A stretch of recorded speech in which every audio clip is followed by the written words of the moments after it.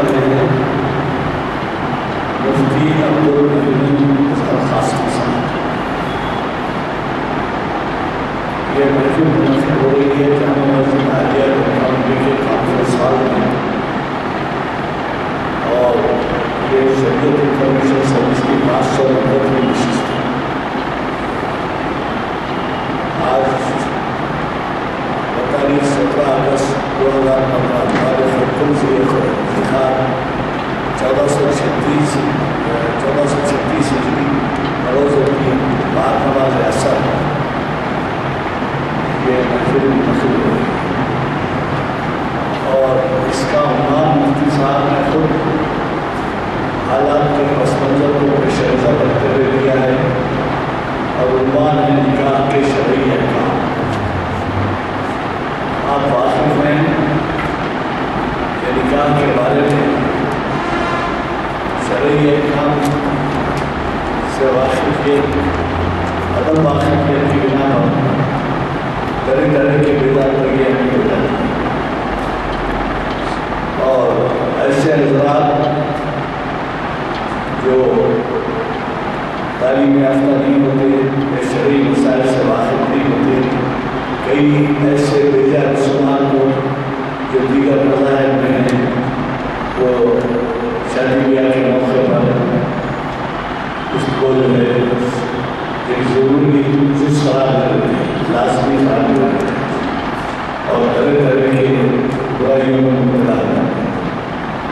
تو ایسے نکاح کے بارے میں جو شرعی احکام ہے اس کے بارے میں ہر کسی کو جاننا ضروری ہے، کیونکہ زندگی میں ایک نہ ایک وقت ایسا آتا ہی ہے آپ کے جبکہ آپ کو ان مسائل سے ان احکام سے بچانا ہوتا ہے. یہی نہیں بلکہ آپ خاندان کے بڑے ہو جاتے ہیں یا بزرگیت آ جاتی ہے تو اس میں آپ کو کئی لوگوں کو مشورے بھی دینے پڑتے ہیں اور براہ راست بتانا پڑتا ہے.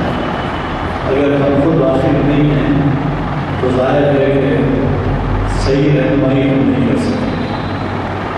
میں سمجھتا ہوں کہ مفتی صاحب نے آج کا یہ عنوان منتخب کر کے ہمارے لیے بہت ہی مفید معلومات کا ذخیرہ قرآن کو کریں گے، اور اس پر عمل عمل کے لیے میں سمجھتا ہوں کہ ہم سب یہاں سے تہیا کر کے اٹھیں گے. شرعی احکام کی پابندی لازمی ہے اور ہم سب پر اس کا ماننا، اس پر عمل کرنا نہایت ضروری ہے. حضرات کل ہی پرسوں اور نشست یہاں پر ہوگی، اور وہ غیر معمولی نشست ہے قرآنی شعور اقبال کی شاعری ہے، اور یہ ہے 4 شعبے کے دن بعد نماز عصر اسی جگہ میں، اور یہ محفل اقبال شناسی کی 815 نشست ہے. میں توقع رکھتا ہوں کہ اس میں آپ ضرور شرکت فرمائیں گے. اس میں بیرونی مالک سے تشریف لائے ہیں. ایک صاحب کا انگریزی ترجمہ شکوہ و جواب شکوہ و جواب اقبال کا جو کلام ہے وہ دنیا بھر میں مشہور ہے، اور تقریباً کئی زبانوں میں اس کا ترجمہ موجود ہے. شاید یہ پہلا مطبوعہ تھا جو علامہ اقبال کے دور میں، ان کے ابتدائی دور میں شاعری میں وہ شاعر کیا گیا تھا.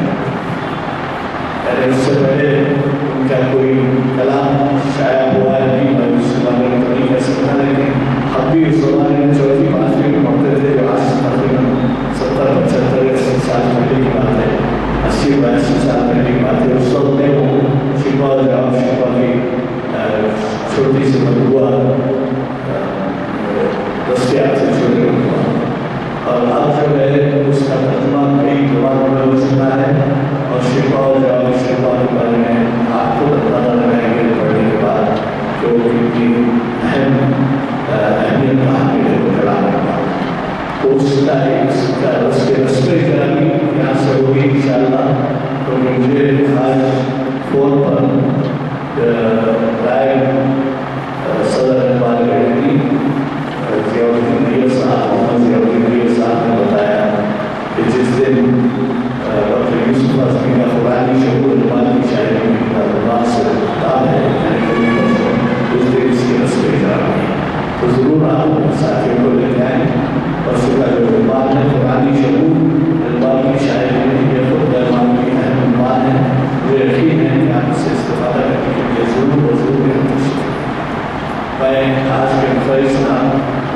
صاحب سے گزارش کرتا ہوں مفتی اظہر قاسم صاحب سے کہ شہر پر تشریف لائیں اور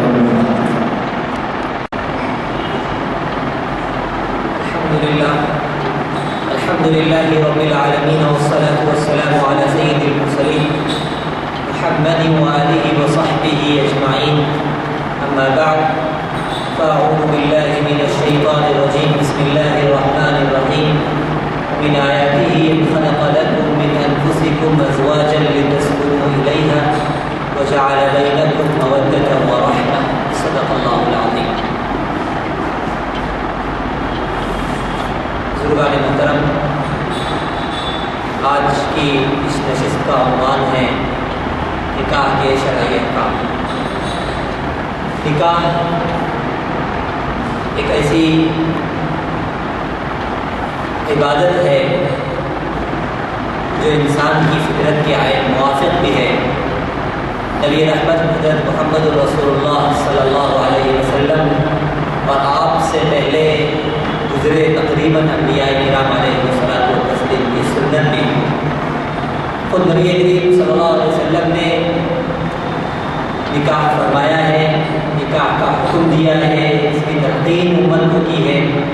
اور نہ صرف یہ کہ اس کا حکم دیا بلکہ عملی طور پر خود اور صحابہ کرام رضوان اللہ علیہ اجمعین کی تربیت کے ذریعے قیامت تک آنے والے انسانوں کو نکاح سے متعلق احکامات، نکاح سے متعلق طور و طریق، نکاح سے متعلق ضروری باتیں اور پھر نکاح کے بعد میاں بیوی کے درمیان پیش آنے والے مسائل کا حل، نکاح کے بعد میاں بیوی سے متعلق حقوق، نکاح کے بعد میاں بیوی کے درمیان پیش آنے والی چیزیں، ان سب کا نبی کریم صلی اللہ علیہ وسلم نے اپنی تعلیمات کے ذریعے نہایت پیارا انسانیت کے سامنے پیش فرمایا.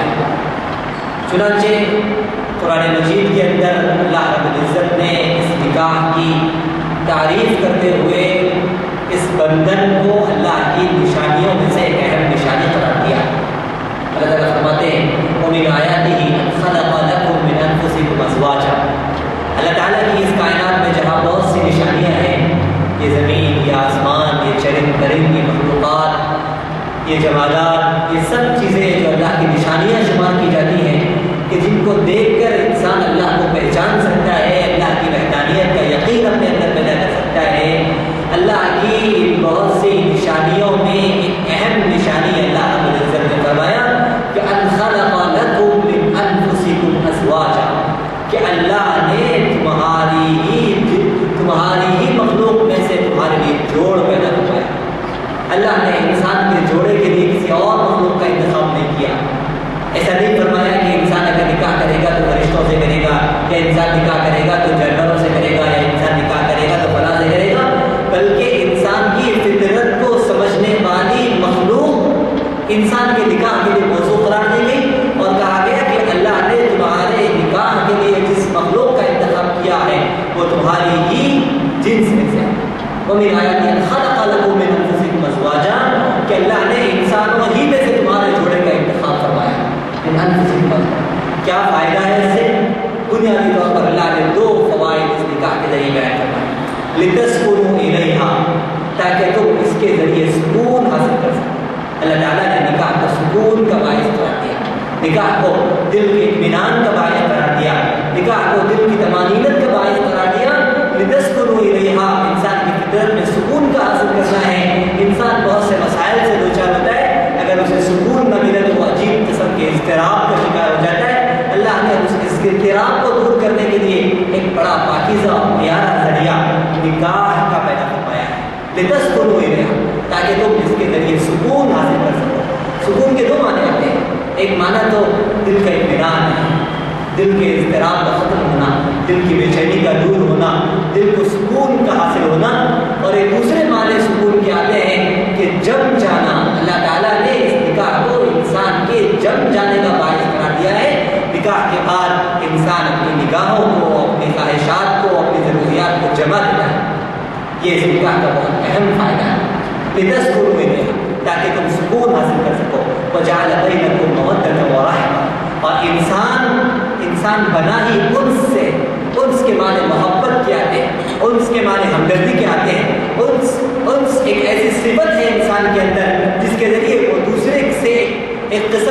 کی محبت چاہتا ہے، ایک قسم کی مودت چاہتا ہے، ایک قسم کا رابطہ چاہتا ہے، اللہ تعالیٰ نے اس رابطے کی تکمیل کے لیے نکاح کو پیدا فرمایا اور نکاح کو اللہ رب العزت نے جائز قرار دیا اور نکاح کا حکم فرمایا تاکہ انسان اپنی فطرت کے مطابق مودت اور الفت اور رحمت کو حاصل کر سکے۔ وجعل بینکم مودۃ ورحمہ، اللہ نے اس نکاح کو آپس میں محبت کا، آپس میں مودت کا، آپس میں الفت کا، آپس میں سکون اور راحت کا ایک بہترین ذریعہ قرار دیا۔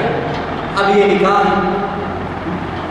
جس مقصد کے لیے بنایا گیا اس مقصد پر پورا اسی وقت کر سکتا ہے جبکہ انسان اس نکاح کو اللہ کے بتائے ہوئے طریقے کے مطابق کرے اور نکاح کے بعد کی زندگی اللہ کے بتائے ہوئے طریقے کے مطابق ڈھالے۔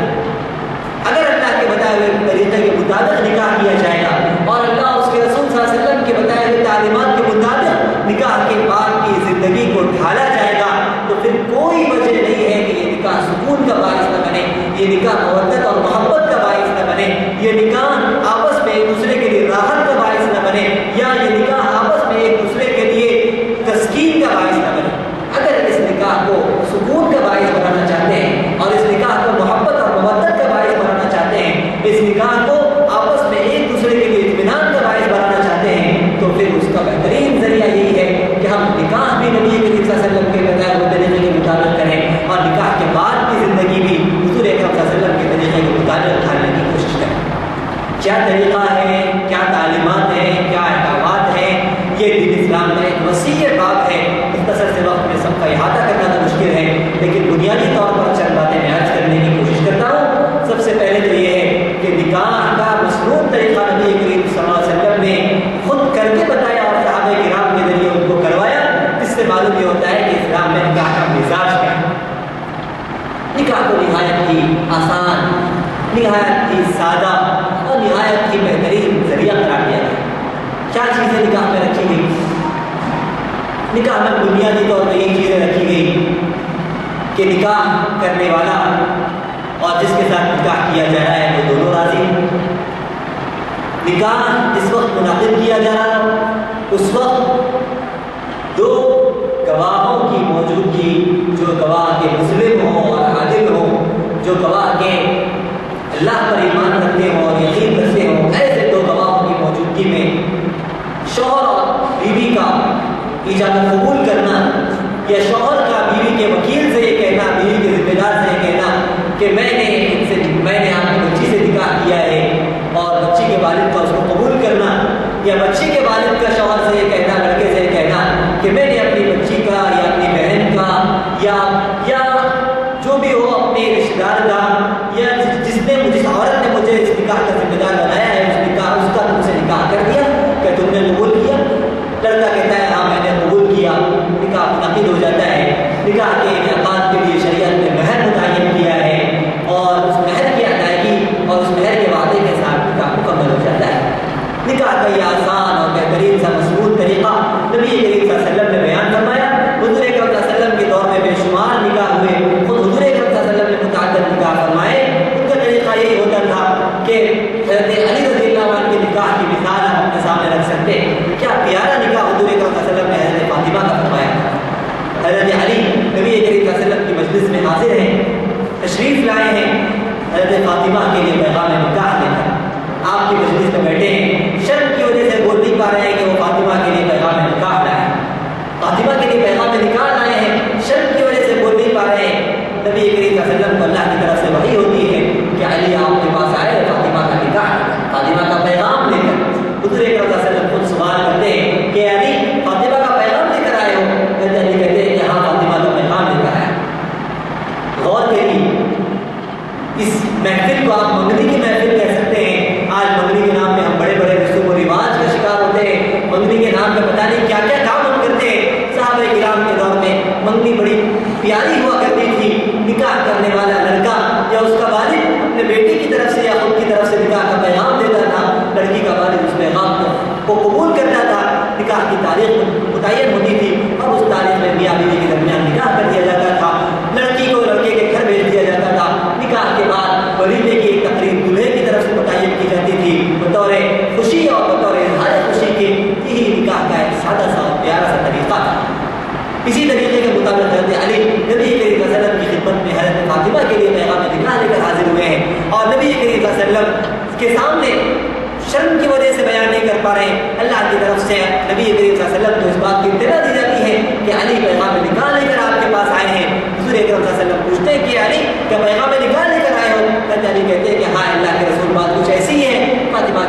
نکاح نہیں کرایا. منگنی کی محفل ہے. نبی کریم صلی اللہ علیہ وسلم لڑکی کے والد ہیں اور لڑکی کے والد کی حیثیت سے نبی کریم صلی اللہ علیہ وسلم حضرت علی سے سوال کرتے کہ تم نکاح کا پیغام لے کر آئے ہو, تمہارے پاس نکاح کے لیے کیا ہے؟ تمہارے پاس نکاح کے لیے کیا ہے؟ آج ہم اپنے معاشرے کا جائزہ لیں. لڑکی والے پیغام میں نکاح لے کر جب لڑکے کے پاس آتے ہیں تو لڑکے کا والد پوچھتا ہے کہ میرے بیٹے کے لیے تم پیغام لے کر آئے, تمہارے پاس کیا ہے؟ بزرگان محترم, ہم نبی کریم صلی اللہ علیہ وسلم کے اپنے آپ کو متبع کہنے والے, ہم نبی کریم صلی اللہ علیہ وسلم کی اتباع کا دعویٰ کرنے والے, ہمارے مزاج اور نبی کریم صلی اللہ علیہ وسلم کے مزاج کے فرق کو ہم سمجھ سکتے ہیں کہ دنیا کے ایک بہترین نکاح کو ہم کہہ سکتے ہیں کہ حضرت فاطمہ کا نکاح تھا, جو اس دنیا کا ایک بہترین نکاح تھا اور اس سے بہتر نکاح شاید ہی کوئی ہو سکتا ہو. اس بہترین نکاح میں لڑکی کے والد نے نبی کریم صلی اللہ علیہ وسلم لڑکے سے پوچھتے ہیں کہ علی تم پیغام نکاح لے کر آئے ہو, تھوڑا یہ بتاؤ تمہارے پاس کیا ہے نکاح کے لیے. معاملہ بالکل الٹا ہے. لڑکی کے والد سے پوچھا جاتا ہے کہ تمہارے پاس کیا ہے دینے کے لیے, تم کیا کیا دے سکتے ہو, کیا ہمیں یہ بھی دے سکتے ہو, یہ بھی دے سکتے ہو, یہ بھی دے سکتے ہو, یہ بھی دے سکتے ہو, یہ بھی دے سکتے ہو, یہ سب دے سکتے ہو تو ہم سے آگے کی بات کرو, ورنہ پھر آگے ہم سے بات کرنے کی ہمت مت کرو, جرأت مت کرو. ہمارے اس مزاج کو, نبی کریم صلی اللہ علیہ وسلم کے مزاج کو ہم تھوڑا سا تربیت دینے کی کوشش کریں. نبی کریم صلی اللہ علیہ وسلم حضرت علی سے پوچھتے ہیں کہ علی تمہارے پاس کیا ہے؟ حضرت علی فرماتے ہیں کہ اللہ کے رسول ایک گھوڑا ہے اور ایک زرہ ہے, میری ملکیت میں اس کے علاوہ کچھ نہیں. نبی کریم صلی اللہ علیہ وسلم فرماتے ہیں کہ جاؤ, گھوڑا تو جنگ کے لیے کام آئے گا, ابھی جنگ کی ماحول نہیں ہے, اس زرہ کی زیادہ ضرورت نہیں ہے, اس زرہ کو بیچ آؤ تاکہ اس کے ذریعے تمہارے نکاح کی ضروریات کی تکمیل کی جا سکے. حضرت علی جاتے ہیں, اس زرہ کو بازار میں لے کر فروخت کرنے کی کوشش کرتے ہیں. اتفاق سے حضرت عثمان غنی کا گزر ہوتا ہے, پوچھتے ہیں علی کیا کر رہے ہیں, یہ جنگ کا ماحول نہیں, میدان نہیں, تم یہ زرہ لیے کہاں جا رہے ہیں؟ حضرت علی فرماتے ہیں کہ میں فاطمہ کے لیے نکاح کا پیغام لے کر نبی کریم صلی اللہ علیہ وسلم کے پاس گیا تھا. اللہ کے رسول نے پوچھا تمہارے پاس کیا ہے, اور حکم دیا یہ زرہ لے جاؤ. چنانچہ حکم کی تعمیل میں نکل پڑا. حضرت عثمان پوچھتے ہیں کہ کیا قیمت ہے اس زرہ کی؟ حضرت علی اس کی قیمت بتاتے ہیں. حضرت عثمان وہ قیمت حضرت علی کو دے دیتے ہیں. حضرت علی اس زرہ کو حضرت عثمان سے سپرد کرتے ہیں. حضرت عثمان جب اس زرہ کو اپنے ہاتھ میں لیتے ہیں, پوچھتے ہیں علی یہ زرہ میری ہوگی؟ کہتے ہیں کہ ہاں آپ نے قیمت ادا کر دی, یہ زرہ آپ کی ہوگی, آپ اس کے مالک ہیں. تو کہتے ہیں کہ یہ میری طرف سے آپ کو تحفہ ہے, یہ زرہ آپ کے بدن میں بہت اچھی لگتی ہے. قیمت بھی ادا کرتے ہیں اور زرہ بطور تحفے کے حضرت علی کو دیتے. حضرت علی زرہ اور قیمت لیے نبی کریم صلی اللہ علیہ وسلم کی محفل میں حاضر ہوتے. اللہ کے رسول کہتے ہیں کہ کیا ہوا علی, زرہ بیچنے کا حکم دیا تھا, تم نے بیچا نہیں؟ حضرت علی کہتے ہیں کہ اللہ کے رسول میں نے بیچا تھا, عثمان پر اللہ کا حکم کرے, انہوں نے زرہ خرید لی, مجھے قیمت دے دی, اور زرہ بھی انہوں نے بطور تحفے کے مجھے دے دی. اس قیمت کو لے کر نبی کریم صلی اللہ علیہ وسلم حضرت ابوبکر کے ہاتھ میں رکھتے ہیں اور کہتے ہیں کہ ابوبکر جاہز, اے ابوبکر تیاری کرو, اے ابوبکر تیاری کرو. یہی وہ جاہز کا لفظ ہے جسے آج ہم نے انتہائی غلط طریقے پر استعمال کیا ہے, اور اس جاہز کے لفظ کو ہم نے جہیز کا نام دے کر لڑکی والوں پر ظلم کرنے کا بہترین طریقہ ہم نے ڈھونڈ لیا. ایک تو ہم نے ظلم کرنا سیکھا, اور ستم والا ہے ستم. نبی کریم صلی اللہ علیہ وسلم کے مبارک الفاظ کو ہم نے اس ستم کا عنوان دیا اور اس ظلم کا عنوان دیا, اور اس ظلم کے عنوان کو ہم نے نبی کریم صلی اللہ علیہ وسلم کے الفاظ سے حاصل کیا. اس سے بڑا ظلم اور کیا ہو سکتا ہے؟ ذرا غور کریں. نبی کریم صلی اللہ علیہ وسلم نے حضرت ابوبکر کو جہیز کا تو حکم دیا, اور یہ تو حکم دیا کہ اس رقم کے ذریعے فاطمہ کی ضروریات کی تکمیل کی جائے اور ان کے لیے ساز و سامان تیار کیا جائے. لیکن یہ بھی سمجھنے کی ضرورت ہے کہ اللہ کے رسول صلی اللہ علیہ وسلم نے ان ساز و سامان کے اور ان ضروریات کی استعمال کی چیزوں کے خریدنے کے لیے کون سے پیسے کا انتظام فرمایا ہے؟ داماد کے پیسوں. آج اگر ہم جہیز کی سنت ادا کرنا چاہتے ہیں تو ہمیں ذہن میں رکھنا چاہیے کہ جہیز دینا سنت ہے, لیکن داماد کے پیسے سے. نبی کریم صلی اللہ علیہ وسلم نے حضرت علی کی زرہ بیچ کر اس کی قیمت کے ذریعے حکم دیا تاکہ فاطمہ کا جہیز تیار کیا جائے اور فاطمہ کے لیے ضرورت کے سامان فراہم کیے جائیں. اگر ہم واقعی یہ چاہتے ہیں کہ ہم جہیز دیں اور لڑکے والے یہ چاہتے ہیں کہ ہم جہیز لیں, تو انہیں سوچ لینا چاہیے کہ جہیز وہ ضرور لیں گے, لیکن اس جہیز کے لیے رقم کا انتظام وہ کریں گے. آج کون ہے جو اس سنت کو ادا کرنے کے لیے تیار ہے؟ کون سا داماد ہے جو اپنے سسر صاحب کی خدمت میں رقم لے آ کے پہنچائے اور کہے کہ سسر صاحب یہ میری رقم ہے, یہ آپ رکھ لیں, اور اس کے ذریعے اپنی بیٹی کے حساب سے آپ جہیز تیار کریں اور اس کے پلنگ اور بستر کا انتظام کریں. बुजुर्गान मोहतरम, नबी करीम सल्लल्लाहु अलैहि वसल्लम की तरफ हमने बड़ी आसानी के साथ इस सुन्नत को मंसूख किया, लेकिन वहाँ कई चीज़ें मलहूज़ रखने की। एक तो ये कि नबी करीम सल्लल्लाहु अलैहि वसल्लम हज़रत फातिमा की भी सरपरस्त थे और हज़रत अली के भी सरपरस्त थे। हज़रत अबू तालिब के इंतकाल के बाद नबी करीम सल्लल्लाहु अलैहि वसल्लम ने हज़रत अली की सरपरस्ती हासिल की थी और हज़रत अली ने नबी करीम सल्लल्लाहु अलैहि वसल्लम की सरपरस्ती में परवरिश पाई थी। एक तरफ तो ये है कि नबी करीम सल्लल्लाहु अलैहि वसल्लम हज़रत अली के भी सरपरस्त थे, हज़रत फातिमा के भी सरपरस्त थे, और बहैसियत सरपरस्त नबी करीम सल्लल्लाहु अलैहि वसल्लम ने वो चार चीज़ें जो निकाह के वक्त में हज़रत फातिमा को दी थी, बहैसियत सरपरस्त की दी थी, और नबी करीम सल्लल्लाहु अलैहि वसल्लम सिर्फ हज़रत फातिमा के नहीं बल्कि हज़रत अली के भी सरपरस्त थे।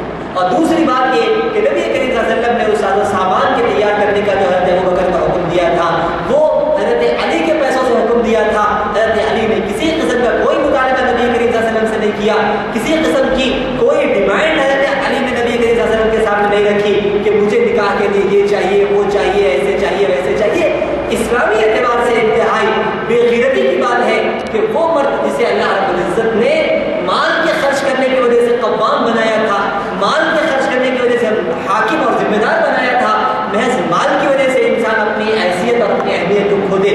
कुरान मजीद में अल्लाह रब्बुल इज़्ज़त ने इरशाद फरमाया कि अर्रिजालु क़व्वामूना अला निसा बिमा फ़द्दलल्लाहु बअदहुम अला बअद व बिमा अनफ़क़ू मिन अम्वालिहिम, कि अल्लाह रब्बुल इज़्ज़त ने मर्द को औरत पर हाकिम बनाया है, मर्द को औरत पर जिम्मेदार बनाया है। जहाँ भी कोई निज़ाम होता है उस निज़ाम में किसी जिम्मेदार की ज़रूरत पड़ती है। मस्जिद का एक निज़ाम होता है, ज़रूरत जिम्मेदार की पड़ती है। मदरसे का निज़ाम होता है, जिम्मेदार की ज़रूरत पड़ती है। स्कूल का एक निज़ाम होता है, जिम्मेदार की ज़रूरत पड़ती है। जहाँ भी किसी तरह का कोई निज़ाम होगा वहाँ किसी जिम्मेदार की ज़रूरत होगी। अल्लाह रब्बुल इज़्ज़त ने घरेलू निज़ाम के लिए शौहर को जिम्मेदार करार दिया है, मर्द को जिम्मेदार करार दिया है, और अल्लाह ने मर्द को जो जिम्मेदार करार दिया है उसकी दो वजूहात कुरान मजीद के अंदर बयान फरमाई। एक तो फरमाया बिमा फ़ज़्ज़लल्लाहु बअदहुम अला बअद, कि अल्लाह ने मर्दों को औरतों पर एक गुना फजीलत इनायत फरमाई है। इस फजीलत की वजह से अल्लाह ने मर्द को औरत पर जिम्मेदार बनाया। और बिमा अनफ़क़ू मिन अम्वालिहिम, और दूसरी अहम वजह मर्द को जिम्मेदार बनाने की ये है कि मर्द अपना माल औरत पर खर्च करता है। मर्द को औरत पर जिम्मेदार बनाने की वजह ये है कि मर्द चूंकि अपना माल औरत पर खर्च करता है, औरत के खाने की, उसके पीने की, उसके रहन सहन की, उसके कपड़ों वगैरह की जिम्मेदारी अल्लाह ने चूंकि मर्द के ऊपर रखी है, और मर्द चूंकि अपना माल उस पर खर्च करता है, इसकी वजह से अल्लाह रब्बुल इज़्ज़त ने मर्द को औरत पर जिम्मेदार और हाकिम बनाया। तो मर्द को जो जिम्मेदार बनाया गया उसकी वजह बिमा अनफ़क़ू मिन अम्वालिहिम, यानी मर्द का औरत पर माल खर्च करना है। जब तक मर्द इस माल को खर्च करते रहेंगे और अपनी इस जिम्मेदारी को अदा करते रहेंगे, वाक़ईतन वो जिम्मेदार कहलाने के लायक रहेंगे। लेकिन जब वो औरत पर खर्च करने के बजाय औरत से हासिल करने के दर पे हो जाएंगे और औरत से मांगने लग जाएंगे, तो फिर ये इंतहाई बेग़ैरती की बात होगी और शरीयत की नज़र में इंतहाई बुज़दिली और इंतहाई बेग़ैरती की बात होगी। आज तो पता नहीं कैसे अजीब अजीब अंदाज से लड़के वाले लड़की वालों पर से मुतालबा करते हैं कि मुझे हमें फलां चाहिए, बिस्तर चाहिए, ये चाहिए। हद तो ये है कि जोड़े की रकम मांगी जाती है। मतलब ये होता है कि अब तक हमारे पास पहनने के लिए कोई जोड़ा नहीं था, कोई कपड़ा नहीं था, आप पैसे देंगे तो हम जोड़ा पहनेंगे, आप पैसे देंगे तो हम इस काबिल बन जाएंगे कि कोई अच्छा जोड़ा पहनकर शादी में आ सके, और इस काबिल हो जाएंगे कि लोगों को अपनी सूरत दिखा सके। ये इंतहाई बेग़ैरती की बात है। अल्लाह रब्बुल इज़्ज़त ने मर्द को हाकिम बनाया है। औरत के जोड़े की जिम्मेदारी अल्लाह ने मर्द पर रखी है, औरत के खाने की जिम्मेदारी अल्लाह ने मर्द पर रखी है, औरत के ज़रूरियात की जिम्मेदारी अल्लाह ने मर्द पर रखी है। अगर मर्द उन जिम्मेदारियों से कतराने लगे और उन जिम्मेदारियों से भागने लगे और औरत से उन चीज़ों का मुतालबा करने लगे, तो फिर याद रखिए वो ज़िंदगी सुकून की ज़िंदगी नहीं बन सकती, और वो ज़िंदगी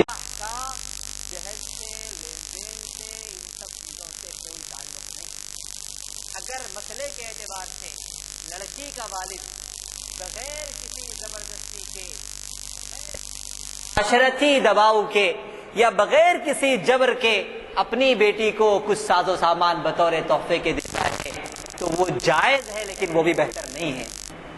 और अगर लड़की के वालिदैन से, लड़की के जिम्मेदारों से, लड़के वालों ने अगर किसी चीज़ का मुतालबा किया हो, किसी चीज़ को तलब किया हो, चाहे वो जहेज के नाम पर साजो सामान हो, چاہے وہ جھوڑے گھوڑے کے نام پر رقم ہو، چاہے وہ نکاح میں کھانا کھلانے کے سلسلے میں کسی طرح کا کوئی جبر ہو، کوئی زبردستی ہو کہ نکاح میں ہمارے اتنے لوگ آئیں گے تم پر ضروری ہے کہ تم ان کے لیے کھانے کا انتظام کرو۔ زبردستی جتنی بھی چیزیں لڑکی کے والد پر عائد کی جاتی ہیں، مطالبہ کر کے جتنی بھی چیزیں لڑکی کے والد پر عائد کی جاتی ہیں، بغیر کسی اختلاف کے شریعت کی نگاہ میں وہ حرام ہے، بغیر کسی اختلاف کے شریعت کی نگاہ میں وہ حرام ہے۔ نبی کریم صلی اللہ علیہ وسلم نے دوسرے کے مال کو اس کی دل کی رضامندی کے بغیر حاصل کرنا حرام قرار دیا ہے۔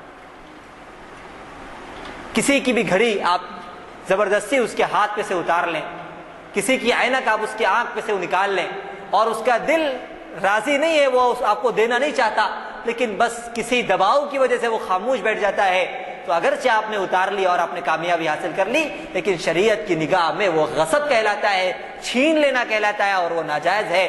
بیائی اسی طرح لڑکی کے والد کے سامنے آپ نے اپنے مطالبات رکھ دیے، لڑکی کا والد دل کی خوشی سے اس کو پورا کرنے کے لیے تیار نہیں ہے، لڑکی کے والد پر ایک قسم کا بوجھ ہے، لیکن معاشرتی دباؤ کی بنا پر، اپنے لڑکی کے مستقبل سے ڈر کر، کسی بھی طرح کے کسی خوف کی وجہ سے وہ آپ کے مطالبات کو پورا کرنے میں لگا ہوا ہے اور اس کے لیے کوشش کر رہا ہے، تو سمجھیے کہ آپ اپنے مطالبات تو پورے کروا رہے ہیں، لیکن اللہ کی نگاہ میں آپ اس کے مال کو چھین رہے ہیں اور ایک حرام مال آپ اپنے گھر میں لا رہے ہیں۔ اسی لیے جہیز کے سلسلے میں بڑے شعور کی ضرورت ہے اور اس سلسلے میں بڑے احتیاط کی ضرورت ہے۔ نکاح کا آسان طریقہ یہی ہے کہ لڑکے کی طرف سے کچھ ذمہ دار لوگ لڑکی کے والدین سے ان کی بیٹی کے لیے اپنے بیٹے سے نکاح کے سلسلے میں اپنے تقاضے کو رکھیں، اور لڑکی والے اگر اس کو قبول کرتے ہوں تو پھر کسی تاریخ کا انتخاب کر لیا جائے، اس تاریخ کے اندر مسجد میں نکاح منعقد کیا جائے تو زیادہ بہتر ہے۔ مسجد میں جب نکاح منعقد کیا جائے گا تو نکاح کے اعلان کرنے کا نبی کریم صلی اللہ علیہ وسلم نے حکم دیا ہے۔ نکاح میں لوگوں کو جمع کرنا، رشتہ داروں کو جمع کرنا اور لوگوں کی موجودگی میں نکاح کرنا مسنون ہے، اس لیے کہ جس قدر نکاح میں لوگوں کو جمع کرنے کا رواج عام ہوگا، اسی قدر زنا کے دروازے بند ہوتے چلے جائیں گے اور لوگوں کے لیے وہ کام دشوار ہوگا۔ نبی کریم صلی اللہ علیہ وسلم نے حکم دیا کہ نکاح کو آسان کرو اور زنا کو مشکل بناؤ۔ اگر تم نکاح کو مشکل بناؤ گے تو پھر زنا کے راستے کھل جائیں گے اور زنا لوگوں کے لیے عام ہو جائے گا۔ نبی کریم صلی اللہ علیہ وسلم نے قیامت کے قریب کی علامتوں میں سے ایک علامت یہ بھی بیان فرمائی کہ قیامت کے قریب ایسا زمانہ آئے گا جب زنا لوگوں کے لیے آسان ہو جائے گا اور نکاح مشکل ہو جائے گا۔ آج جیسے جیسے ہم سماجی الجھنوں کا شکار ہوتے چلے جاتے ہیں، ہمیں نبی کریم صلی اللہ علیہ وسلم کی یہ پیشین گوئیاں حرف بحرف صادق ہوتی نظر آتی ہیں کہ وقت کے گزرنے کے ساتھ ساتھ نکاح ایک عجیب مشکل ترین چیز لوگوں کے درمیان بنتا چلا جا رہا ہے اور زنا کے راستے لوگوں کے درمیان کھلتے چلے جا رہے ہیں۔ جب وہ وقت آئے گا تو نبی کریم صلی اللہ علیہ وسلم نے اللہ کے عذاب کے انتظار کرنے کا حکم دیا ہے اور فرمایا ہے کہ ایسے وقت میں اللہ کے عذاب کا انتظار کرو۔ تو بہرحال نکاح کو اسلام نے ایک نہایت ہی آسان طریقہ بنا کر انسانیت کے سامنے پیش کیا اور برکت کے اعتبار سے بھی نبی کریم صلی اللہ علیہ وسلم نے اسی نکاح کو قرار دیا ہے جو کم سے کم خرچ لیا ہوا ہو۔ ان اعظم النکاح برکۃ ایسرہ مؤونہ، نبی کریم صلی اللہ علیہ وسلم نے ارشاد فرمایا کہ اللہ کے نزدیک بابرکت نکاح وہ ہے جس پر کم سے کم خرچ کیا گیا ہو، جس پر کم سے کم خرچ کیا گیا ہو وہ اللہ کے نزدیک بڑا بابرکت نکاح ہے۔ چاہے نکاح ہو چاہے ولیمہ ہو، سادگی اسلام میں ہر موقع پر پسند کی گئی ہے اور ہر موقع پر سادگی کا حکم دیا گیا ہے۔ انسان ان سب مواقع پر اللہ کے احکامات کو یاد رکھنے کی کوشش کرے۔ عموماً لوگوں سے جب کہا جاتا ہے کہ نکاح سنت کے مطابق کرو تو فوراً یہ جواب ملتا ہے کہ مول صاحب ایک ہی مرتبہ نکاح ہوتا نا، ایک ہی مرتبہ نکاح ہوتا نا، پورے خواہشات کو اس وقت پورے کر لینے دیجیے اور اس کے بعد پھر ہم بالکل نیک بن جائیں گے، پابند بن جائیں گے، پھر کوئی گناہ نہیں کریں گے۔ انہیں سمجھنا چاہیے کہ نکاح کی جو سنت ہے وہ ایک عظیم سنت ہے۔ جب آپ کے ذہن میں یہ بات ہے کہ ایک ہی مرتبہ نکاح ہوتا ہے تو اس سنت کی ادائیگی کا موقع بھی آپ کو ایک ہی مرتبہ ملے گا۔ اگر اس مرتبہ آپ اس چانس کو مس کر دیں گے تو پھر شاید آپ کو وہ چانس دوبارہ حاصل نہ ہونے پائے۔ اسی لیے ایک مسلمان ہونے کی حیثیت سے وہ شخص جس کے دل میں نبی کریم صلی اللہ علیہ وسلم سے محبت ہوتی ہے وہ اس بات کی کوشش کرتا ہے کہ مجھے ایک بہترین موقع ملا ہے نبی کریم صلی اللہ علیہ وسلم کی ایک عظیم سنت پر عمل کرنے کا، میں اس عظیم سنت کو سنت کے مطابق ادا کروں گا، انشاءاللہ اللہ رب العزت اس کے بہترین برکات زندگیوں میں پیدا فرمائے گا۔ نکاح کے موقع پر نبی کریم صلی اللہ علیہ وسلم نے جن آیات کا انتخاب فرمایا ہے، اگر ہم ان آیات کے اندر غور کریں گے واقعتاً ہمیں یہ سبق ملے گا کہ نکاح کوئی عام چیز نہیں بلکہ بہت ہی اہم و اہمیت والی چیز ہے۔ خطبہ نکاح کے لیے نبی کریم صلی اللہ علیہ وسلم نے 3 آیات کا انتخاب فرمایا ہے، اور ہر آیت میں آپ غور کر لیجئے، نبی کریم صلی اللہ علیہ وسلم نے اس آیت کا انتخاب فرمایا جس میں انسانوں کو اللہ سے ڈرنے کا حکم دیا گیا ہے۔ یا ایھا الناس اتقوا ربکم الذی خلقکم من نفس واحدہ وخلق منها زوجها وبث منهما رجالا كثيرا ونساء واتقوا الله الذی تساءلون به والارحام ان اللہ کان علیکم رقیبا۔ حکم دیا گیا کہ اے لوگو اللہ سے ڈرو، اللہ سے ڈرو، اس رب ذوالجلال سے ڈرو جس رب ذوالجلال نے تمہیں ایک مرد اور ایک عورت سے پیدا کیا ہے۔ خاندانی اعتبار سے تم سب ایک ہی مرد اور ایک ہی عورت کی اولاد ہو۔ یہ رنگ و نسل، یہ خاندان، یہ زبان کا فرق، یہ فلاں فلاں فلاں فلاں امتیازات، یہ تمہارے اپنے بعد کے پیدا کیے ہوئے ہیں۔ میں بڑے خاندان کا، وہ چھوٹے خاندان کا، میں اونچی ذات کا، وہ نیچی ذات کا۔ اگر حقیقت میں دیکھا جائے تم سب ایک ہی خاندان کے، ایک ہی ذات کے، ایک ہی رنگ و نسل کے، ایک ہی علاقے کے، ایک ہی جگہ کے ہو۔ تمہارے درمیان کسی طرح کا کوئی فرق، کوئی امتیاز نہیں ہے۔ یہ اللہ کی شان ہے کہ اللہ نے ایک مرد اور ایک عورت کے ذریعے تمہیں پیدا فرمایا ہے۔ اِنَّا خَلَقْنَاكُم مِّن ذَكَرٍ وَأُنثىٰ، اللہ نے ایک مرد اور ایک عورت کے ذریعے تم کو پیدا فرمایا ہے۔ پھر مختلف قسم کے قبیلوں میں اور سب چیزوں میں اللہ نے تمہیں بانٹ دیا ہے۔ اس اللہ سے ڈرو، یہ موقع ڈرنے کا موقع ہے۔ اللہ کا خوف اگر تمہارے دل کے اندر پیدا ہوگا تو پھر آگے کی زندگی بہت پاکیزہ گزرے گی، اور اگر اللہ کا خوف تمہارے دلوں کے اندر نہیں ہوگا تو پھر چاہے لاکھ کوششیں کی جائیں تمہارے درمیان بھلائی کی اور خیر کی کوئی زیادہ امید نہیں کی جا سکتی ہے۔ دوسری آیت، یا ایھا الذین آمنوا اتقوا اللہ حق تقاتہ ولا تموتن الا وانتم مسلمون، اے لوگو اللہ سے ڈرو اور جس طرح ڈرنے کا حق ہے اس طریقے سے ڈرو، اور نہ صرف یہ کہ نکاح کے وقت ڈرو، پوری زندگی اللہ کے تقوی کے اندر گزارو۔ جب موت تمہارے سامنے ہوگی تو سب سے غالب تم پر جو چیز ہوگی وہ اللہ کا تقوی ہو۔ وَلَا تَمُوتُنَّ إِلَّا وَأَنْتُمْ مُسْلِمُونَ، آخری دم تک تم اسلام کے دامن کو تھامے رہنا، آخری دم تک تم اسلام کے دامن کو تھامے رہنا۔ یہ جو نئی زندگی اللہ نے تمہیں دی ہے، یہ تقوی صرف ابتدا کے لیے نہیں ہے، یہ تقوی صرف انتہا کے لیے نہیں ہے، بلکہ اس زندگی کے آغاز سے لے کر اختتام تک ہمیشہ تمہیں اپنے اوپر تقوی کا لباس اوڑے رکھنا ہے۔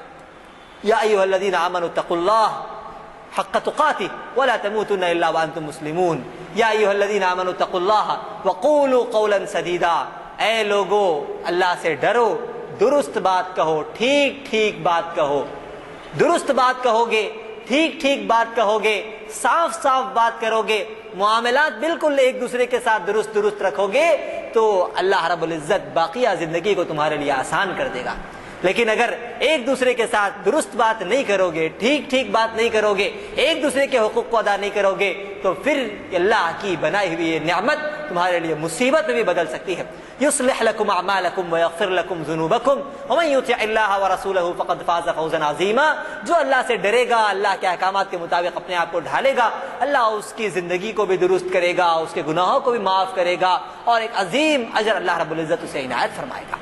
تو یہ نکاح جس کے آغاز کے ساتھ ہی نبی کریم صلی اللہ علیہ وسلم نے میاں اور بیوی کو اللہ ایک دوسرے کے معاملے میں اللہ سے ڈرنے کا حکم دیا، ایک دوسرے کے حقوق سکھائے گئے اور بتایا گیا کہ دیکھو جب تک تم ایک دوسرے کے حقوق ادا کرتے رہو گے اللہ رب العزت اس نعمت کو تمہارے لیے ایک عظیم نعمت بنا کر تمہارے درمیان قائم و دائم رکھے گا۔ لیکن جب تم ایک دوسرے کے ساتھ حقوق کے ادا کرنے کے بجائے ایک دوسرے سے حقوق طلب کرنے کی کوشش کرنے لگ جاؤ گے، پھر یہ وہ موقع ہوگا جو تمہارے درمیان اختلاف کا اور نزاع کا باعث بنے گا۔ آج ہمارا المیہ یہ ہے کہ ہم ایک دوسرے کے حقوق کو ادا کرنے کے بجائے ایک دوسرے سے حقوق کے مطالبے میں لگے ہوئے ہیں۔ جتنے جھگڑے آج ہم کو نظر آتے ہیں میاں بیوی کے درمیان، 80% بلا مبالغہ یا 90% ہی کہا جا سکتا ہے کہ وہ حقوق کی ادائیگی کے بجائے حقوق کی طلبی کی وجہ سے پیدا ہوتے ہیں۔ شوہر پر اللہ رب العزت نے کچھ حقوق عائد کیے ہیں۔ شوہر پر یہ حق ہے کہ وہ اپنے بیوی کی کھانے پینے، اس کے رہنے سہنے اور اس کی ضروریات کی تکمیل کا انتظام کرے، اس کے عزت کا لحاظ رکھے، اس کے ساتھ حسن سلوک کرے، اس کے ساتھ اچھا برتاؤ کرے۔ بیوی پر اللہ رب العزت نے یہ حق رکھا ہے کہ وہ اپنے شوہر کی اطاعت کرے، اپنے شوہر کی فرما برداری کرے، اس کے احکامات کی تعمیل کرے، اور جب تک شوہر اللہ کے کسی حکم کے خلاف کوئی حکم نہ دے اس وقت تک اپنے شوہر کے احکامات کی تکمیل اور تعمیل کرنے کی حتی المقدور کوشش کرے۔ جب میاں اور بیوی اپنے اپنے حقوق کو ادا کریں گے اللہ رب العزت اس زندگی کو نعمت بنائے گا۔ لیکن آج ہم حقوق ادا کرنے کے بجائے حقوق کو طلب کرنے کی کوشش میں لگے ہوئے. شوہر یہ چاہتا ہے کہ بیوی میری فرما برداری کرے, شوہر یہ چاہتا ہے بیوی میری بات مانے, شوہر یہ چاہتا ہے کہ بیوی میرے پورے حقوق ادا کرے, لیکن کبھی اپنے دامن میں جھانک کر یہ جاننے کی کوشش نہیں کرتا کہ واقعتاً اللہ نے اس پر جو چیزیں لازم اور ضروری رکھی ہیں اور نبی کریم صلی اللہ علیہ وسلم نے جو چیزیں اس پر بطور حق کے واجب فرمائی ہیں, کیا وہ ان حقوق کو ادا کر رہا ہے یا نہیں کر رہا ہے. بیوی اس بات کی کوشش کرتی ہے کہ شوہر میرے حقوق ادا کرے, شوہر میرے ساتھ حسن سلوک کرے, شوہر میرے ساتھ اچھا رویہ اختیار کرے, لیکن کبھی وہ یہ دیکھنے کی کوشش نہیں کرتی کہ اللہ نے اس پر جو چیزیں بطور حق کے لازم رکھی ہیں کیا وہ شوہر کے ان حقوق کو ادا کر رہی ہے یا نہیں کر رہی. حقوق کے ادا کیے بغیر حقوق کے طلب کرنے کی جب انسان کوشش کرتا ہے, جھگڑے پیدا ہوتے ہیں, نزاعات پیدا ہوتے ہیں, مشکلات پیدا ہوتے ہیں. لیکن اگر ہر شخص اپنے حقوق کو معاف کر دے اور اپنے ساتھی کے حقوق کے ادا کرنے کی کوشش کرے, پھر جھگڑے کا کوئی مسئلہ نہیں.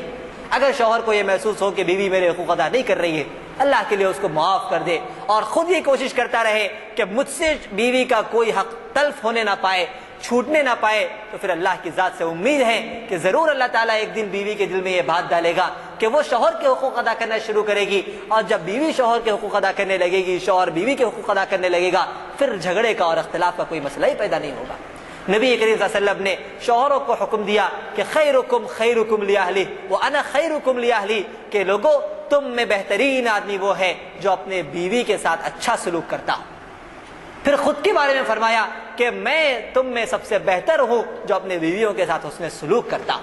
خود بھی نبی کریم صلی اللہ علیہ وسلم نے اپنے ازواج مطہرات کے ساتھ حسن سلوک فرمایا اور دوسروں کو بھی حکم دیا کہ وہ اپنے اہل و عیال کے ساتھ اچھا برتاؤ کرے اور اچھا سلوک کرے.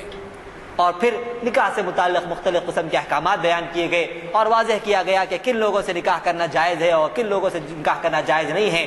بنیادی طور پر ایک سورہ نساء کی ایک آیت میں ان تمام رشتوں کا ذکر کیا گیا کہ جن سے نکاح کرنا جائز نہیں, حلال نہیں ہے, اور ان کے علاوہ تمام مومنین اور تمام مومنات سے نکاح کرنے کی اجازت دی گئی. چنانچہ فرمایا حرمت علیکم امہاتکم وبناتکم واخواتکم, کہ تم پر حرام کی گئی ہے تمہاری مائیں, تمہاری بیٹیاں, تمہاری بہنیں, وخالاتکم وعماتکم, تمہاری پھوپھیاں, تمہاری خالائیں, وبنات الاخ وبنات الاخت, اور بھائی کی بچیاں, بہن کی بچیاں, وامہاتکم اللاتی ارضعنکم, رضائی ماں یعنی وہ عورت جس نے تمہیں 2 سال سے پہلے کی عمر میں دودھ پلایا ہو, چاہے ایک مرتبہ ہی صحیح, وہ عورت سے نکاح. وَأَخَوَاتُكُم مِّنَ الرَّضَاعَةِ, اور تمہاری رضائی بہنیں, یعنی جس عورت نے تمہیں دودھ پلایا ہے اس کی بیٹیاں, یا جس عورت نے تمہیں دودھ پلایا اور جس لڑکی کو دودھ پلایا, وہ دونوں آپس میں ایک دوسرے کی رضائی بھائی بہن کہلاتے ہیں. وَأَخَوَاتُكُم مِّنَ الرَّضَاعَةِ وَأُمَّهَاتُ نِسَائِكُم, تمہاری ساس. ایک مرتبہ اگر آدمی کسی سے نکاح کر لیتا ہے تو پھر اس عورت کی ماں اس آدمی کے لیے ہمیشہ کے لیے حرام کر دی جاتی ہے, چاہے یہ عورت اس کے نکاح میں رہے نہ رہے. اگر کسی نے اپنی بیوی کو طلاق بھی دے دیا ہو یا اپنی بیوی کا انتقال بھی ہو گیا ہو, تب بھی اس عورت کی ماں سے نکاح کرنا جائز نہیں رہتا. وَأُمَّهَاتُكُم مِّنَ الرَّضَاعَةِ وَأُمَّهَاتُ نِسَائِكُمْ وَرَبَائِبُكُمُ اللَّاتِي فِي حُجُورِكُم مِّن نِّسَائِكُمُ اللَّاتِي دَخَلْتُم بِهِنَّ, یا اگر تم نے کسی عورت سے نکاح کیا ہے اور اس عورت کا تم سے پہلے کسی اور سے نکاح ہوا تھا اور اس پرانے شوہر سے اس کی ایک بیٹی ہے, تو اس بیٹی سے بھی تم نکاح نہیں کر سکتے. اس بیٹی سے بھی تم نکاح نہیں کر سکتے جو تمہاری بیوی کی بیٹی ہے, اگرچہ کہ کسی اور شوہر سے ہے. اور اس کو ربیبہ کہا جاتا ہے. اور ربائبکم اللاتی فی حجورکم من نسائکم اللاتی دخلتم بہن فإن لم تکونوا دخلتم بہن فلا جناح علیکم, اگر تم نے کسی عورت سے نکاح کیا لیکن رخصتی سے پہلے ہی تم نے اس عورت کو طلاق دے دی, اب اس عورت کی بیٹی سے تم نکاح کرنا چاہتے ہو تو اس کی تو اجازت ہے. لیکن اگر کسی عورت سے نکاح ہوا اور رخصتی بھی ہو گئی, تم نے اس کے ساتھ خلوت بھی اختیار کر لی, اب اگر اس کی بیٹی کے ساتھ تم نکاح کرنا چاہتے ہو تو نکاح نہیں کر سکتے. وَأَن تَجْمَعُوا بَيْنَ الْأُخْتَيْنِ إِلَّا مَا قَدْ سَلَفَ, اسی طرح اس بات کی بھی اجازت نہیں دی گئی کہ آدمی نکاح میں ایک ساتھ 2 بہنوں کو جمع کر لے, کسی عورت سے اور اس کی بہن سے, کسی عورت سے یا اس کی پھوپھو سے, کسی عورت سے یا اس کی خالہ سے, کسی عورت سے یا اس کی بھانجی سے, کسی عورت سے یا اس کی رضائی بہن سے, ان دونوں سے آپس میں ایک ساتھ نکاح کرنے کی نبی کریم صلی اللہ علیہ وسلم نے اور اللہ رب العزت نے اجازت نہیں دی گئی ہے. ان کو محارم کہا جاتا ہے, محرمات کہا جاتا ہے, ان سے نکاح کرنا جائز نہیں ہے. ان کے علاوہ دوسروں سے نکاح کیا جا سکتا ہے. سید گھرانے کی لڑکی, غیر سید سے نکاح کر سکتی ہے، غیر سید گھرانے کی لڑکی سید سے نکاح کر سکتی ہے، ان سب چیزوں میں کوئی حرج نہیں ہے۔ نکاح کے اندر ایک اہم چیز مہر ہے کہ مہر ایک حق ہے جو شوہر کے اوپر لازم ہوتا ہے کہ وہ اپنی بیوی کو ادا کرے۔ مہر کی کم سے کم مقدار 10 درہم متعین کی گئی ہے۔ 10 درہم جو ہے نا ہمارے موجودہ وزن کے اعتبار سے 3-4 تولے چاندی ہوتی ہے، یہ کم سے کم مہر ہے۔ آدمی کو اپنی اور عورت کی استطاعت کے حساب سے مہر ادا کرنا چاہیے۔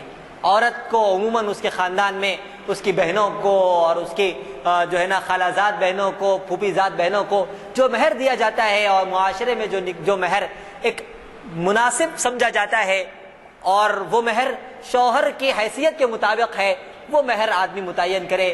مہر فاطمی یعنی جو مہر حضرت فاطمہ رضی اللہ عنہا کا متعین کیا گیا تھا وہ 1.5 کلو چاندی تھا، 1500 گرام، 1.5 کلو چاندی۔ موجودہ وزن کے اعتبار سے اگر چاندی 370 روپے کلو تولہ بھی اگر مان لی جائے تو قریب 60,000 روپے ہوتے ہیں جو مہر فاطمی کہلاتے ہیں۔ لیکن یہ مہر فاطمی کا ادا کرنا لازم اور ضروری نہیں ہے، واجب نہیں ہے۔ جنہیں اللہ رب العزت نے استطاعت دی ہے، جو صاحب استطاعت ہیں، وہ مہر فاطمی بھی ادا کر سکتے ہیں، اچھی چیز ہے۔ آدمی کو اپنی استطاعت کے حساب سے مہر ادا کرنا چاہیے۔ بڑی بڑی مہریں باندھ لینا اتنی زیادہ کہ وہ ادا نہ کر سکے یہ بھی مکروہ ہے۔ اور پھر مہر کا ادا کرنا شوہر کے لیے لازم اور ضروری ہے، فرض ہے، عورت کا حق ہے۔ اگر ادا نہ کرے تو وہ حق تلفی ہے۔ لیکن ایک عجیب قسم کا ماحول بن گیا ہے، مہر کا مطلب یہ سمجھا جاتا ہے کہ بس وہ لکھانے کی چیز ہے، ادا کس کو کرنا ہے، لکھانے کی چیز ہے، ادا کس کو کرنا ہے۔ اسی لیے بہتر طریقہ تو یہ ہے کہ مہر معجل رکھا جائے۔ معجل کا مطلب یہ ہوتا ہے کہ نکاح کے وقت ہی دے دیا جائے، شوہر کے ذمہ کوئی چیز باقی نہیں رہتی، اور بہت بہتر انداز ہے کہ مہر معجل رکھا جائے۔ لیکن اگر حالات اس بات کی گنجائش اجازت نہیں دیتے اور لڑکی والے اس پر تیار ہیں تو مہر معجل یعنی بعد میں ادا کرنے کی بھی اجازت ہے۔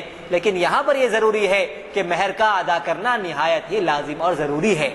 اگر نکاح کے وقت شوہر کے ذہن میں یہ ہے کہ یہ کس کو ادا کرنا ہے تو پھر یہ انتہائی گناہ کی بات ہے اور شوہر اس کے ذریعے بہت زیادہ گنہگار ہوتا ہے۔ اس لیے مہر کا ادا کرنا نہایت لازم اور ضروری ہے۔ اگر کوئی شخص انتقال کر جائے اور اس نے زندگی بھر اپنا مہر ادا نہیں کیا تھا اور زندگی میں اس کی بیوی نے اس مہر کو معاف بھی نہیں کیا تو انتقال کے بعد اس کے چھوڑے ہوئے مال سے سب سے پہلے اس کا مہر ادا کیا جائے گا، اور مہر کے ادا کرنے کے بعد پھر اس کی وراثت کا حصہ بقیہ وارثین میں تقسیم کیا جائے گا۔ اسی لیے مہر کے سلسلے میں یہ بات ذہن میں رہے کہ مہر ایک حق واجب ہے اور اس حق کا ادا کرنا شوہر پر لازم اور ضروری ہے۔ مہر کے سلسلے میں یہ بات نہایت لازم اور ضروری ہے۔ اب اس کے بعد مختلف قسم کے رسوم اور رواج جو ہمارے معاشرے کے اعتبار سے رہ جاتے ہیں، جس کو لوگوں نے عجیب عجیب قسم کا نام دیا ہے، مہندی ہے، وہ ہے، سانچک ہے، اور نکاح کے بعد جماگی ہے، فلاں فلاں فلاں پتہ نہیں کیا کیا طریقے ہیں، وہ سب چیزوں کے نام لینے کی بھی ضرورت نہیں ہے، اس لیے کہ ان سب چیزوں کا شریعت اسلامیہ سے کوئی تعلق نہیں۔ شریعت اسلامیہ میں ان تمام چیزوں کی کوئی اہمیت نہیں ہے۔ شریعت کی نگاہ میں وہ سب چیزیں کوئی پسندیدگی کی نگاہ سے نہیں دیکھی گئی ہیں۔ شریعت میں نکاح کا طریقہ ایک نہایت پاکیزہ طریقہ اور ایک آسان طریقہ ہے۔ اسی آسان طریقے سے انسان اس نکاح کو انجام دے گا تو انشاءاللہ اللہ رب العزت اس میں بڑی برکتیں بھی رکھیں گے۔ اور ایک اہم چیز نکاح کے سلسلے میں یہ ہے کہ جب انسان نکاح کے قابل ہو جائے تو پھر اسے نکاح میں تاخیر بھی نہیں کرنی چاہیے۔ نبی کریم صلی اللہ علیہ وسلم نے ارشاد فرمایا کہ یا معشر الشباب من استطاع منکم الباءۃ فلیتزوج، تم میں سے جو شخص نکاح کے قابل ہو جائے، نکاح کر سکتا ہے، اسے چاہیے کہ وہ نکاح کر لے۔ نکاح کے قابل ہونے کا کیا مطلب ہوتا ہے؟ نکاح کے قابل ہونے کا مطلب یہ ہوتا ہے کہ نکاح کی عمر کو پہنچ گیا، اور اس عمر کو پہنچنے کے بعد اللہ رب العزت نے اسے اس قابل بنایا ہے کہ وہ خود کی ضروریات کے ساتھ ساتھ اپنی بیوی کی بنیادی ضروریات کی تکمیل کر سکتا ہے۔ اس کا مطلب یہ ہے کہ اب وہ نکاح کے قابل ہے۔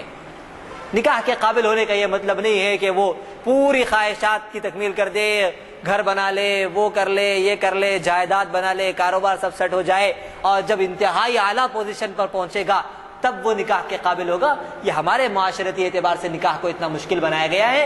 نکاح کے قابل ہونے کا مطلب یہ ہے کہ نکاح کی عمر کو وہ پہنچ گیا اور اللہ نے اتنی ذریعہ آمدنی اس کی رکھی ہے کہ جس کے ذریعے وہ اپنی اور اپنی بیوی کی حیثیت کے اعتبار سے ضروریات کی تکمیل کے قابل ہے، ضروریات مکمل کر سکتا ہے۔ اس کا مطلب یہ ہے کہ اب وہ نکاح کے قابل ہو گیا۔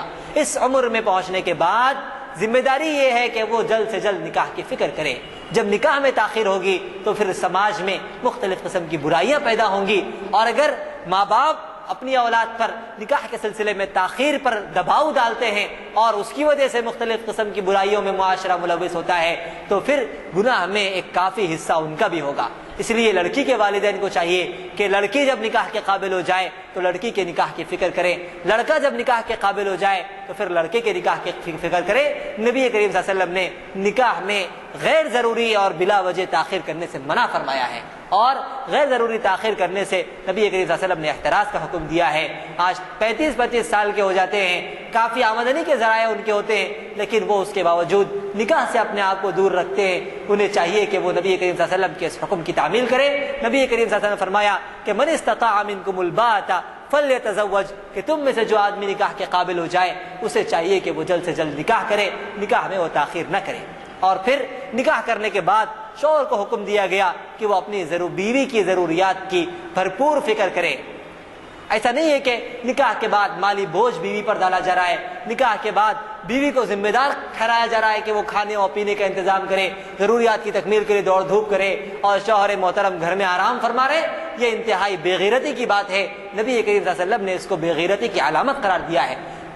شادی کے بعد ضروریات کی تکمیل کی ذمہ داری اللہ رب العزت نے شوہر پر رکھی ہے کہ شوہر پر ضروری ہے کہ وہ اپنی بیوی کی ضروریات کی تکمیل کی کوشش کرے۔ ضروریات کی تکمیل کا مطلب اس کے کھانے پینے کا، اس کے رہن سہن کا، اس کی دواؤں کا، اس کی ضروریات کی تکمیل کا انتظام کرے۔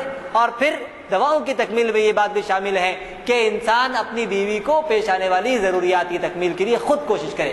ایک عجیب ستم جو ہمارے اس معاشرے میں ہے وہ یہ ہے کہ شادی کے بعد پہلے بیٹے کی ذمہ داری لڑکی والوں پر سونپ دی جاتی ہے، اور کہا جاتا ہے کہ پہلی جو اولاد ہوگی، پہلی جو ڈیلیوری ہوگی، اس کا پورا خرچہ لڑکی کے والد کو سنبھالنا ہوگا۔ پتہ نہیں کہاں سے یہ احکامات ہم لوگ لے آئے ہیں۔ بڑا آسان طریقہ مردوں نے بچنے کا نکال رکھا ہے۔ شریعت میں اس طرح کی کوئی وضاحت نہیں ہے کہ نکاح کے بعد ڈیلیوری کے اخراجات باپ کے ذمے ہوں گے اور باپ پر ذمہ داری ہو کہ وہ پہلی ڈیلیوری کے اخراجات پوری کرے۔ ایسا نہیں ہے۔ آدمی اپنی استطاعت کے مطابق جس طریقے سے علاج کرا سکتا ہو اپنی بیوی کا علاج کرائے۔ اس کا بیٹا ہے، اللہ نے اسے اولاد سے نوازا ہے، اس کے لیے خوش قسمتی کی اور خوش نصیبی کی بات ہے۔ اس کی ذمہ داری بیچاری لڑکی کے غریب باپ پر ڈال دینا اور اس پر یہ بوجھ کا ڈالنا کون سی عقل مندی ہے، پتہ نہیں، سمجھ میں نہیں آتا۔ اسی لیے اس رسم کو بھی دور کرنے کی اور ختم کرنے کی ضرورت ہے۔ یہ اور اس طرح کی کئی بیجا رسومات ہیں جس کو معاشرہ جانتا ہے۔ ضرورت اس بات کی ہے کہ ان تمام چیزوں سے اپنے آپ کو دور رکھنے کی کوشش کرے۔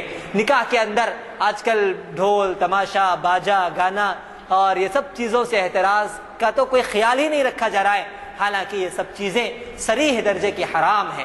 نبی کریم صلی اللہ علیہ وسلم نے گانا اور بجانا اور رقص و سرور ان سب چیزوں سے سختی کے ساتھ نبی کریم صلی اللہ علیہ وسلم نے منع فرمایا ہے۔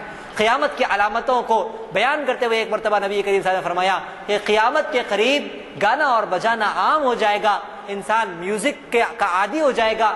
جب یہ چیزیں لوگوں کے درمیان عام ہو جائیں تو تم اللہ کی طرف سے انتظار کرو کہ لوگوں کے چہروں کو سوروں کے چہروں میں تبدیل کر دیا جائے گا اور ایک عظیم قسم کا عذاب اللہ کی طرف سے نازل کیا جائے گا۔ اسی لیے چاہے نکاح کی محفل ہو، شادی کا نام جس کو ہم دیتے ہیں وہ محفل ہو، چاہے ولیمے کی محفل ہو، ان سب محفلوں میں اسراف سے اجتناب کی بہت ضرورت ہے، اور گانے بجانے سے، شریعت کے خلاف کام کرنے سے اور ان سب چیزوں سے احتراز کی بھرپور ضرورت ہے۔ بزرگان محترم، یہ سب وہ چیزیں ہیں جو اس امت کے لیے ناسور بنتے چلے جا رہے ہیں اور جس کی وجہ سے یہ امت ہلاکت و بربادی کی طرف بڑھتی چلی جا رہی ہے۔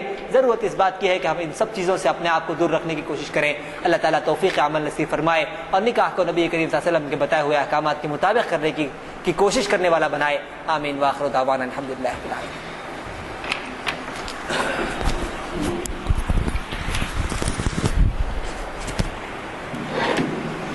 السلام علیکم حضرات، آپ نے محسوس کر لیا ہوگا کہ ہمارے مقررین کتنی تیاری سے آتے ہیں۔ عنوان کے بارے میں شاید ہی کوئی ایسا پہلو ہو کہ مفتی صاحب نے چھوڑا ہے. پھر بھی اگر کوئی سوال کرنا چاہیں تو سوال کر سکتے ہیں. پوچھیے. آپ نے کہا کہ محمد صلی اللہ علیہ وسلم کو بہترین شوہر، اس میں اگر محمد صلی اللہ علیہ وسلم 29 دن جیسے اپنی بیوی سے دور تھے جی تو کس کانٹیکس میں تھے، اور دوسرے پھر کیا تمام امت کے لیے بھی احکام ہے؟ بیویوں سے دور رہنے کا سوال جی ہاں. سوال آپ کا یہ ہے کہ نبی کریم صلی اللہ علیہ وسلم اس دنیا کے بہترین شوہر ہیں، واقعتاً بہترین شوہر ہیں.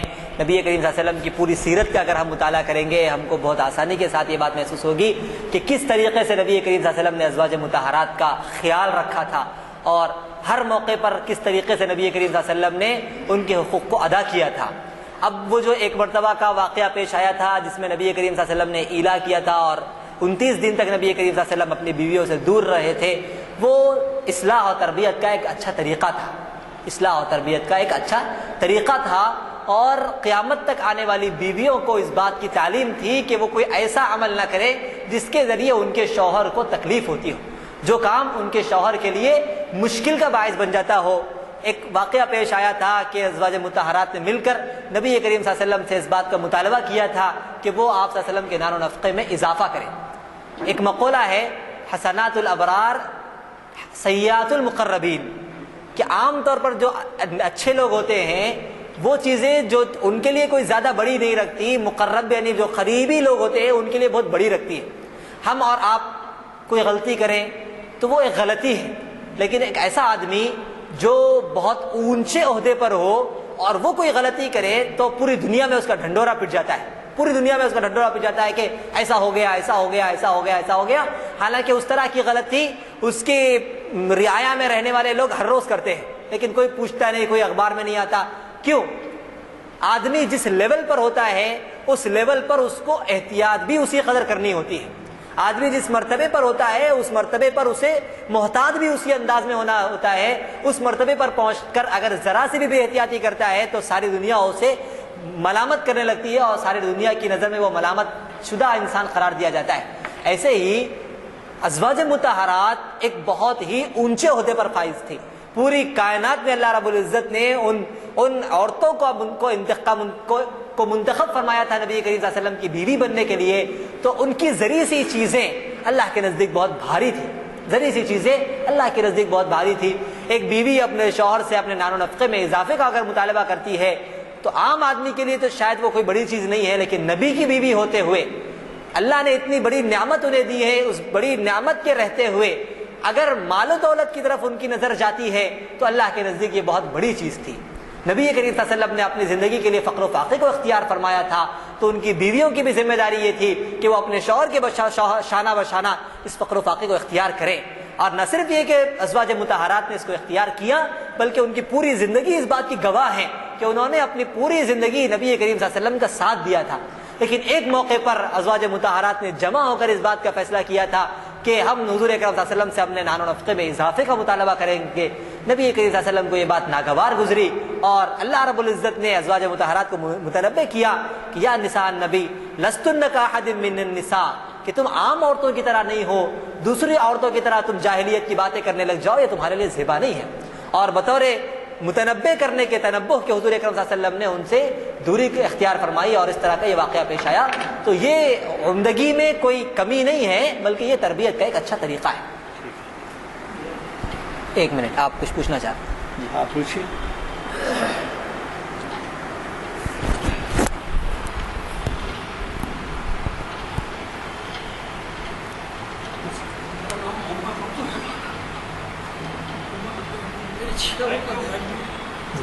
اور میں بتا دوں گا. جی میری خالہ کی لڑکی سے میں نے شادی کی. جی اور میری والدہ نے پیش کیا ہے جو مناسب نہیں ہے کہ وہ خود بھی جذباتی ہو گئے ہیں اور ان کے آنکھ سے آنسو بہ رہے ہیں. تو میرا خیال یہ ہے کہ وہ شخصی جو بات ہے وہ خاندان کی وہ باہر نہیں آنی چاہیے. آپ بیٹھ کے مشورہ کریں. آپ نماز کے بعد بھی بیٹھ سکتے ہیں، انشاءاللہ. نماز کے بعد بیٹھ کے مشورہ. اب دوسری بات یہ ہے کہ دو باتیں میں واضح کر دینا چاہ رہا تھا. یہ مہر معجل اور مہر موجل، پہلا عین میں ہے پھر بعد کا واو میں ہے. معجل موجل. معجل کے معنی اجلت کے، اور اجلت ظاہر ہے کہ اجلت کے معنی یہ لیے جاتے ہیں کہ جب عقد ہوتا ہے تو اسی وقت ادا کر دیا جائے، اجرت اس معنی میں لی جاتی ہے۔ دوسری بات یہ ہے کہ مفتی صاحب نے جو وضاحت کی کہ اگر زندگی میں مہر ادا نہ کیا گیا ہو تو جو اثاثہ ہوتا ہے مرحوم کا، اس اثاثے میں پہلا حق بیوی کے مہر کا ہوتا ہے۔ اس میں صرف اتنی وضاحت چاہتا ہوں کہ شاید مفتی صاحب بھی اس سے اتفاق کریں گے کہ اس کے اثاثے میں اگر یہ محسوس کیا جائے کہ جو تجہیز و تدفین پہ خرچ عائد ہوا ہے وہ خرچ اس کے اوپر پہلے لازم ہے تو وہ خرچ علیحدہ کیا جائے گا۔ جیسا ایک شخص 1 لاکھ روپے چھوڑ کے مارا اور اس کے بعد 10,000 روپے اس کے تجہیز و تدفین پہ خرچ ہوئے، اگر اس کے بیٹے اور اس کے ورثہ وہ کہتے ہیں کہ ہماری طرف سے ہو گیا یہ ختم، اس کے ورثے میں شامل نہ کیا جائے، تو وہ نہیں کیا جائے، محسوب نہ کیا جائے، تو وہ 10,000 روپے جو ہوتے ہیں وہ 10,000 روپے نہیں بھی نہ کیے جائیں گے۔ لیکن اگر کوئی کسی نے کچھ نہیں کہا اور کسی کے جیب سے 10,000 روپے خرچ ہوئے، چاہے وہ بیٹا ہو بیوی ہو کسی کا، تو 10,000 روپے کا خرچ جو ہے جو تجہیز و تکفین پہ عمل میں آیا ہے وہ 10,000 روپے کا خرچ پہلے منہا ہوگا ورثے سے، اس کے بعد بیوی کا حق ہوگا۔ میں سمجھتا ہوں کہ اس وضاحت کے بعد ایک اور چیز آپ سے عرض کروں، قرآنی شعور اقبال کی شاعری میں یہ ڈاکٹر جی بتائیے۔ جلدی بالغ ہو جاتے ہیں اور یہ ان کو ہم کو انتظار کرنا پڑتا ہے، لڑکی کو 18 سال اور لڑکے کو 21 سال، تو اس کے بارے میں ہمارا کیا قانونی وضاحت وکیل صاحب فرمائیں گے۔ دیکھیے جو شرعی حساب سے شرعی اعتبار سے تو نکاح جائز ہے، ہمارے لیے حکومت کی پابندی ہے یہ۔ ہاں نہیں شرعی حساب سے ہم کیا کر سکتے ہیں اس کے لیے؟ نہیں، اب کیا کر سکتے ہیں تو شرعی احکام جو ہیں دیکھیے بعض ایسے شرعی احکام ہیں جیسے مثال کے طور پہ آپ سے عرض کرتا ہوں میں، حضانت کہتے ہیں بچے کی عمر کے لحاظ سے میاں بیوی کی علیحدگی ہو گئی ہے، اب وہ بچہ کس طرح سے باپ کے پاس رہے یا ماں کے پاس رہے، سوال یہ پیدا ہوتا ہے۔ آپ عدالت ہو گئے، عدالت میں حضانت کی طرف کم دھیان دیا جاتا ہے۔ شرعی احکام یہ ہیں کہ لڑکا ہو تو وہ 3 سال تک ماں کے پاس رہے گا، اس کے بعد باپ کے پاس چلے گا۔ جی صاحب 7 سال، لڑکی ہو تو 7 سال، 7 سال ماں کے پاس رہے گی، اس کے بعد باپ کے پاس جائے گا۔ لڑکا 7 سال ہے، وہی کنفیوز کر، آپ وضاحت کیجیے۔ لڑکا 7 سال تک ماں کے پاس رہے گا، اس کے بعد باپ لے سکتا ہے، اور 7 سال کے درمیان اس پر جو خرچ ہوگا وہ خرچ باپ دے گا، اور لڑکی بڑی بالغ ہونے تک جو ہے نا ماں کے پاس۔ لڑکی بالغ ہونے تک۔ اب آپ یہ بتائیے اگر یہاں کی عدالتوں میں اس طریقے کا کوئی مقدمہ پیش ہو کہ صاحب یہ اس کے خلاف ورزی ہو رہی ہے، اور جج اگر رحم کھائے اور یہ کہہ دے کہ نہیں صاحب یہ مدت میں جو ہے بچے سے پوچھا جاتا ہے کس کے پاس رہیں گے، تو ماں کے پاس رہیں گے، تو اب عدالت جو احکام دیتی ہے اس کے اندر یہ اگر یہ کہ مقامی قانون کے اعتبار سے یہ لڑکے کا یا لڑکی کا مفاد اس میں ہے کہ وہ ماں کے ساتھ رہے تو خلاف ورزی ہوتی ہے، لیکن عدالت کے احکام ہے۔ تو آپ جو کہہ رہے ہیں مقامی قانون کے اعتبار سے وہ صحیح ہے کہ ہاں آپ کو پرسنل لا کی اجازت ہے، لیکن یہ بھی ہے کہ اس کے ساتھ ساتھ آپ کو مقامی قانون کی بھی جو ہے اہمیت دینا پڑتا ہے۔ اور دوسری بات میں آپ سے عرض کر رہا تھا کہ قرآنی شعور یہ بہت ہی اہم عنوان ہے اقبال کی شاعری۔ آپ کو معلوم ہے کہ میں شاید اس سے کام نہیں لے رہا ہوں کوئی فصاحت و بلاغت یا اندازے سے، بلکہ ایسے بھی دور گزرے ہیں جس میں لوگوں نے یہ کہا ہے کہ اگر کلام مجید نازل نہیں ہوتا تو اقبال کا کلام جو ہے شاید ہماری رہنمائی کے لیے کافی ہوتا، ایسی باتیں بھی کہی گئی ہیں۔ تو اللہ تعالیٰ نے ان کو ایک ایسا الہامی کیفیت کا مالک بنایا تھا کہ انہوں نے اسلام کے بارے میں جو ان کے کلام ہیں اور ان کے استاد، آپ کو تو معلوم ہے کون ہے ان کے استاد، مولانا رومی، جن کا دنیا میں اقوام متحدہ کی طرف سے ایک یوم منایا گیا مولانا رومی کا. تو مولانا رومی جو ہے اس سے انہوں نے فیض حاصل کیا ہے. حالانکہ مولانا رومی کا زمانہ کدھر اور یہ کدھر. تو اس طرح سے یہ جو قرآنی شعور جو بتائے ہیں، یعنی آپ تعجب کریں گے.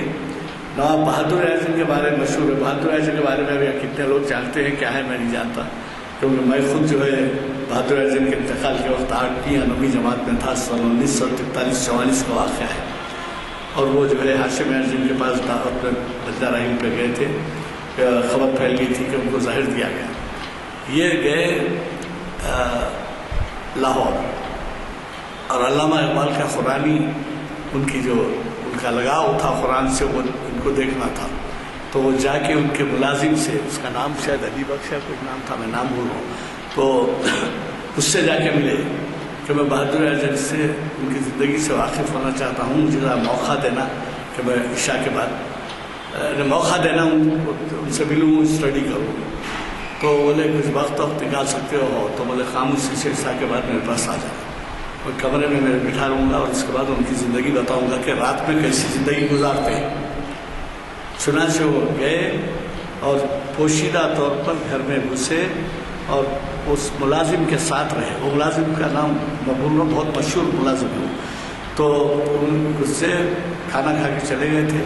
مولانا علامہ عشاء پڑھے اور اس کے بعد جو ہے تلاوت میں مصروف رہے. اس کے بعد یعنی سمجھیے تہجد تک مولانا کا یعنی یہ حال تھا علامہ اقبال کا کہ ان کے آنکھ سے آنسو جاری تھے اور قرآن پہ وہ آنسو گر رہے تھے. تو نواب بہادر اعظم اتنے متاثر ہوئے کہ وہ آ کے جو ہے کئی لوگ. اور غلام دستگیر پروفیسر رشید صاحب تھے نظام کالج میں، اس مسجد کے مصلی تھے. پروفیسر غلام دستگیر ماہر اقبالیات سمجھے جاتے تھے. انہوں نے ایک خطاب میں یہاں کہا تھا کہ وہ قرآن محفوظ کر لیا گیا ہے جس پہ علامہ اقبال کی تلاوت کے وقت کے آنسو پر گرے تھے، وہ تک محفوظ ہے یہ کہہ رہے تھے. تو علامہ اقبال کا اتنا بڑا مقام ہے قرآن کے فالوورز میں یا عمل کرنے والوں میں.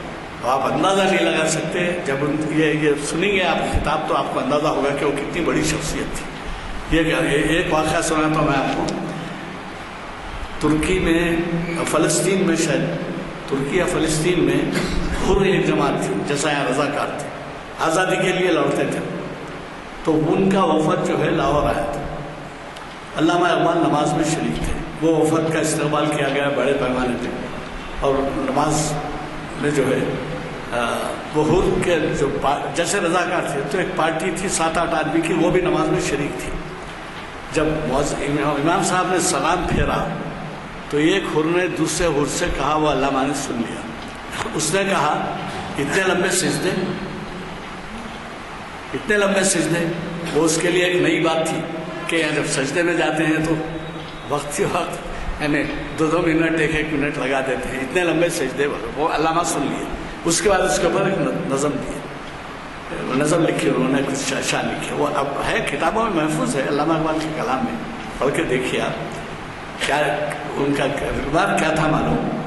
وہ حر سے انہوں نے بیان کرتے ہیں یا انہوں نے کہا کہ دیکھیے یہ تم آزاد ملک کے باشندوں ہو. حر کے معنی حریت سے ہے، آزادی کے.